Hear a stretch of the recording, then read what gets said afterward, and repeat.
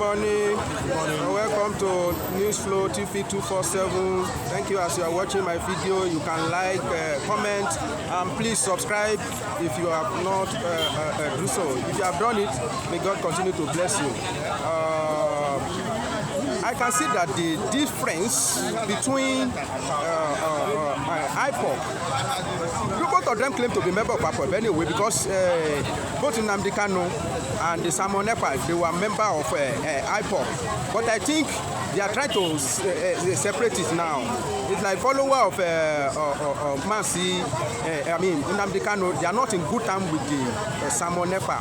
I've been seeing the difference for a long time, but the one that I saw of recent that make me understand that the difference is getting wider is the assassination of Mercy Ikechukwu Ogoa. Forgive me if I don't get the name very well, but the man was a presenter of Radio Biafran, and he has been in the struggle for a long time.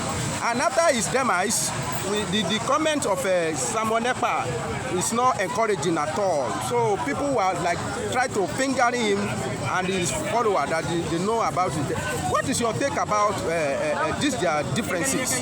No, we are not going to look at it very well, because everybody is a member of IPOB. Okay. As long as you are within the Biafran territory, okay, you are an IPOB person. Okay. But people have a different ideology and different approach. Okay. They feel convinced by the level of their own reasoning and philosophy, and they begin to push towards that direction. But the umbrella body that houses every group that is asking or agitating for the restoration of a Biafra is IPOB. There are so many groups that we have not heard their names that are also working on that ground. But at that point, just like what happened in South Africa, where we have the ANC under Nelson Mandela, and we later on, because the whites were killing the South Africans at that time, Steve Biko, Desmond Tutu, and some of them like that felt that we cannot continue to get this non-violent approach to apartheid in South Africa, where the minority is killing the majority with gun. So I think to an extent they came up with the arms wing of the ANC, and those arms wings begin to take a position and begin to take it to the level of armed struggle, and that was how of course normalcy was restored in South Africa. You must take note of that. The reason why that gave a platform for Simon Ekpa was the murder that took place in Nnamdi Kanu's house. We had 28 people, including his relatives, able-bodied men, unarmed. We are killed and murdered by the Nigerian security forces. We must understand that very clearly. I know the IPOB is a non-violent movement asking or seeking for the restoration of Biafra. Peaceful movement, you must take note of that. Then on the process, somebody came in and killed 28 people, and they are still killing. And someone said, a coward died many times before his time. And he decided to say he was going to alert the whole world of the genocide, even after the war that is still going on in the East. And that was the position of Simon Ekpa till date. But do they have to kill a fellow member, a fellow human being that they are pursuing the same goal, but maybe with different ideology? Do you think it's worth it? We are not going to rule out infiltration. Okay. The government agencies, the government elements are capitalizing on the insecurity in the southeast, and they are ready to do anything. The illegality and the continuous detention of Mazi Nnamdi Kanu is as a result of a system the government created by themselves to put insecurity in the southeast. The government are the owner of gun, they are the owner of police, they are the owner of military. They supervise, they know when gun comes in and when gun does not come in. So if gun is able to get out of their hand to some other person to carry out an illicit act, they are the one that is doing it. They can act on proxies. They can decide to even agentize their mission in the southeast, and that is what is happening.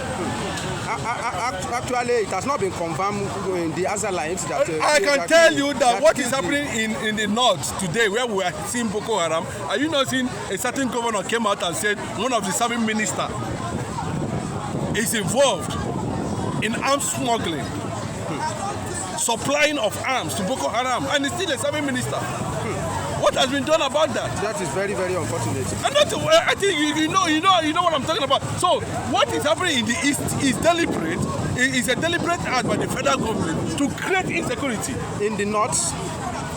In the north. As well. In the north is an agenda of conquest.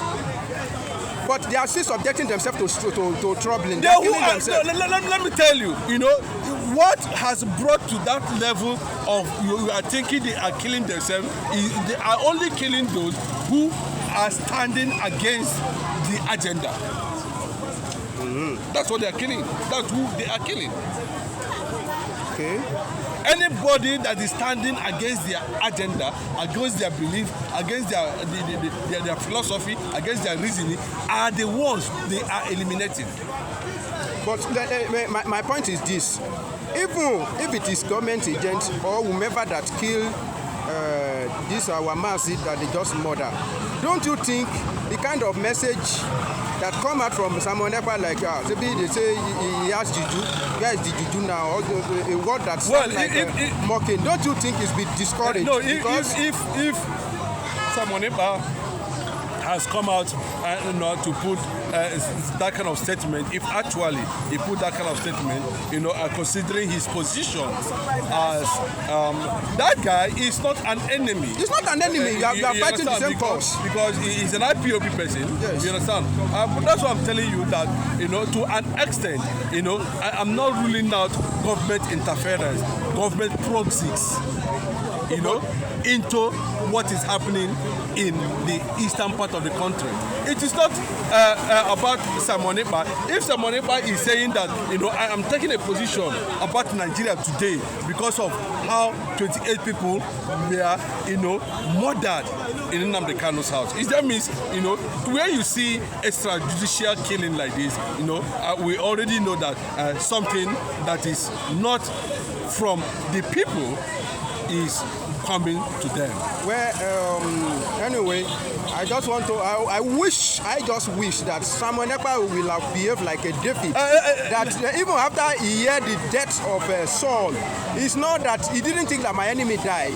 He think how important is the Saul, how the anointing that is on him, a fellow Jew, a warrior, has been killed.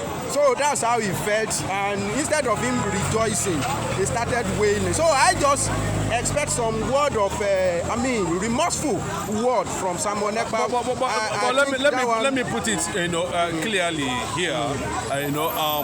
There's no how everybody is going to be in the same bottle in a situation like station. People have different reasons and different how they navigate, how they intend going about it. But at the end of the day, you must understand that until Nnamdi Kanu comes out, nobody is qualified to take any position over any issue trending now. Thank you. But before you go, please briefly let me comment on Peter Obi's message to former head of state, Gowon. Well, I think Peter Obi was just being nationalistic. He was just showing, his capacity as a politician. He's just showing that he is a detribalized politician. He's just trying to make sure that he do not disappoint his politicians. He's just making sure that he is just that Igbo man, you know, that everybody should look at. And if you look at it very well, you discover that Peter Obi has become the symbol of the political structure in the entire eastern Nigeria, including South, South, and Southeast, you know, looking at. So he portrays a lot, you know. But away from that, if I want to take an individual position on Gowon, it will be very disastrous. So I think on that, I've responded to you. Thank you very much.